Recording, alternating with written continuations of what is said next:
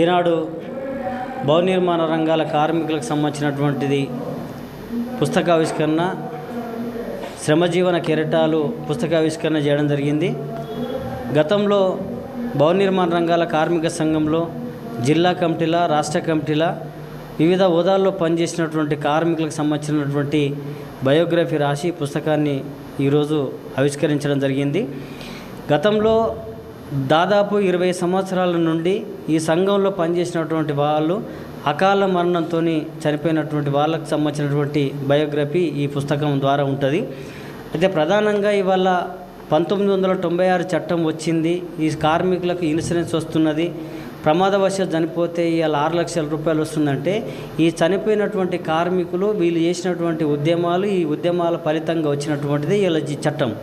ఈ చట్టం ద్వారా కార్మికులకు అందరికీ న్యాయం జరుగుతున్నటువంటి తీరున్నది.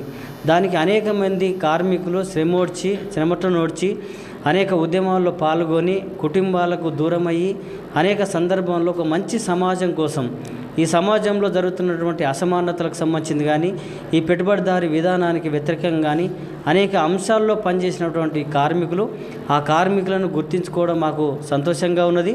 మరి ఇట్లాంటి కార్మికులను రేపు అన్ని రంగాల్లో ముందు తీసుకుపోయే విధంగా వాళ్ళకి ఇంకా పాటల రూపకంగా కానీ, ఇంకా వ్యాసాల రూపకంగా కానీ, ఇంకా వాళ్ళ చరిత్రను మేము బతికున్న రోజులు నిలుపుతామనేది ఈ సందర్భంగా గుర్తు చేస్తూ ఉన్నాను.